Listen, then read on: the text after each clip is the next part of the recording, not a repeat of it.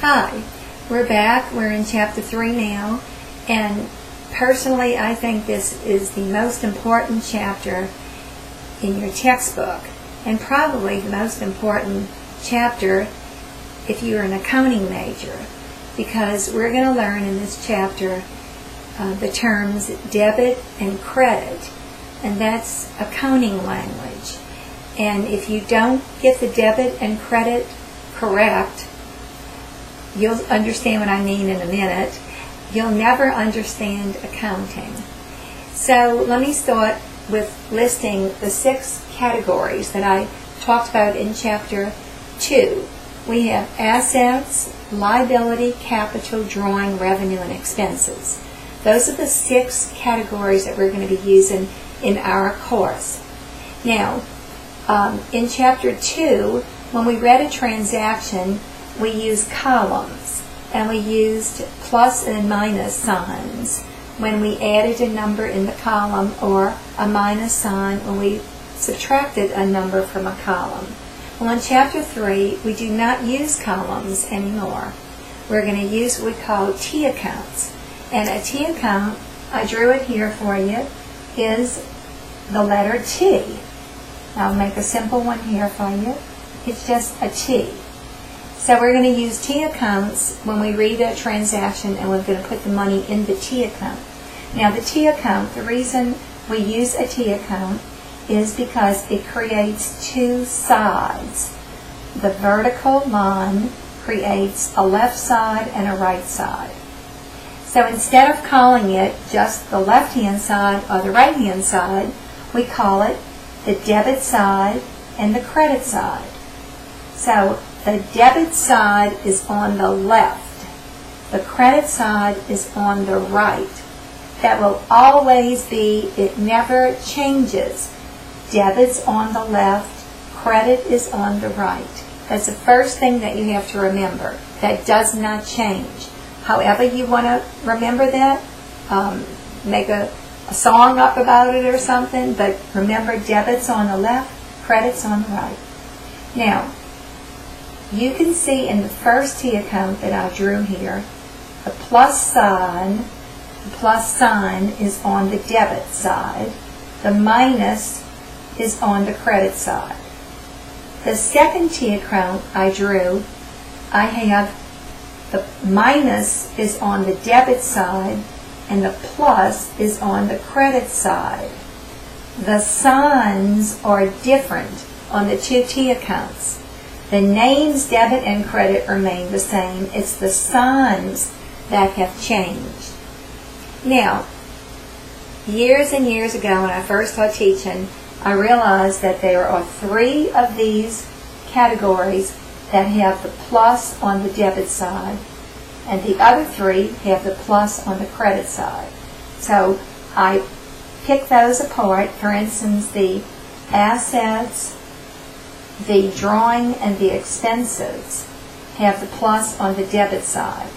So I took those 3 accounts, and in order to make it easy for you to remember those 3, I created an acronym, DEA,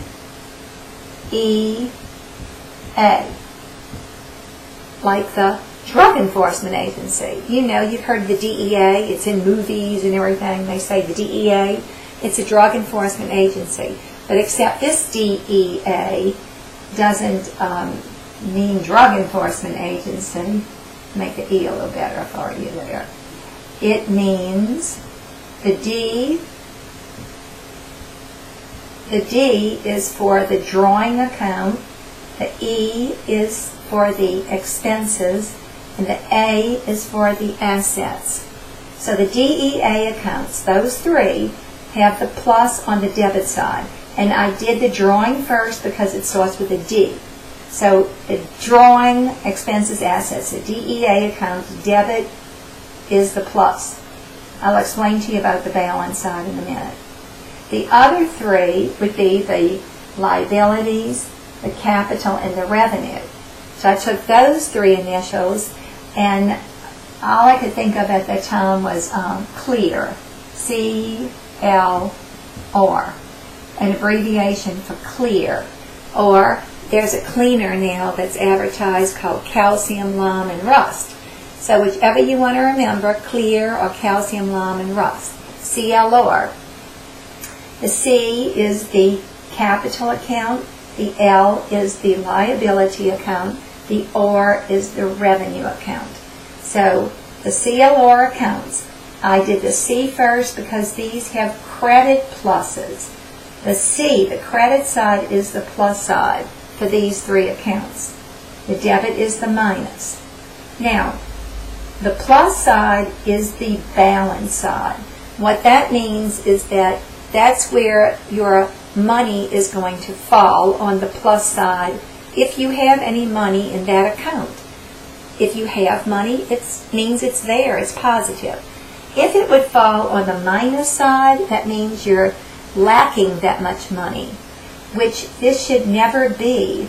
That's abnormal. It should always fall on the plus side. And I'll show you some instances. For instance, here, I'll show you cash. All right, our cash account is an asset.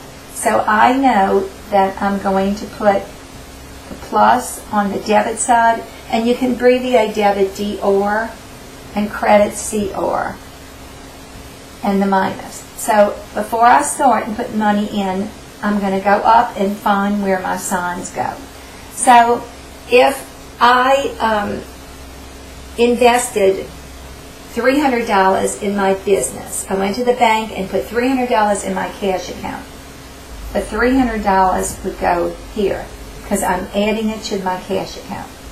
If I wrote a check for $100, that means my cash is being decreased by $100. So now, what is my balance? To find my balance, I'm going to subtract the smaller side from the larger side, which usually the larger is the plus side.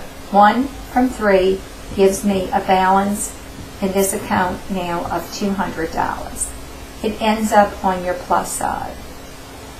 So very quickly, I'm going to do 3 transactions with you, and I'm going to show you how you use the debits and credits. The first transaction I'm going to say is paid rent, $500, paid rent. So I'm going to need 2 accounts. You always need at least 2 accounts. It's a double entry system. You can never just put it in one place. Remember in chapter 2 I tell you it has to tell a story. So cash is an asset, so my signs are going to look like the assets. And rent is an expense. So I'm going to put rent expense here. And expenses are also plus minus. Alright, so now I'm going to put the numbers in. I paid $500. I wrote a check. So I paid. I'm decreasing, minusing my cash by $500. And I now have created an expense. Expenses are increased because I did not show I had an expense before. I have an expense of $500, but I can go see that it's paid. So I ended up with one of the accounts on the credit side. The other account is on the debit side.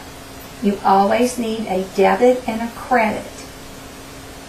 This happens to be a minus and a plus, but it does not have to always be a minus and a plus.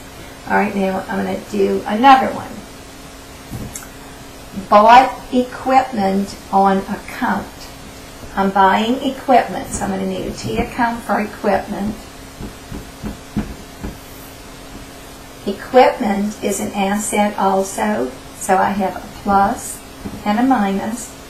And I bought it on a charge account. I did not pay for it yet. So that's my liability. Accounts payable. My liabilities are minus plus. Alright, now I'm putting my money in. I bought equipment worth $500, so now I have equipment worth $500. So I'm adding it to my equipment category. And I owe $500 now. So I created a debt. I didn't have any debt there. So I created the debt. So I'm adding $500 to the account payable. So I ended up with one of them ended up on the debit side, the left side. The other ended up on the credit side, the right side. This one has two pluses. Both of them are increases. So you can have any increase or decrease. The last one I'm going to do for you is a compound entry affecting 3 accounts. Alright, this one I'm going to say performed a service for a customer for $500. So you performed it. You did do the service. So that would be a revenue account. So revenue or fees earned, whatever you want to call it. So I need a revenue account. My revenue account is a minus plus. Receiving $300 in cash. So I'm going to need a cash account now. Cash is an asset, plus, minus. And $200 on account. That means $200 is still going to be owed to me. That would be accounts receivable, which is an asset. Remember from chapter 2, accounts receivable. So this is called a compound entry. We are affecting 3 accounts. So let's put our money in now. You performed a service for $500. So you earned a fee. So you're increasing your revenue by $500. Receiving $300 in cash. So you go put the money in your cash. Increase the cash. And $200 is still owed to you. Accounts receivable. You're going to increase this account, meaning that someone owes you $200. Again, we have a credit. We have a credit of $500, and we have 2 debits. A debit of 3 and a debit of 2. If I added the 2 debits together, they would equal $500. So I have a credit of 5 and 2 debits that equal 5. You always have to have a debit equal the credit in the amounts. So anyway, I want you to practice that. If you draw these symbols here on your page as you do in your work, it will help you a lot. If you have any questions, please ask. Thanks.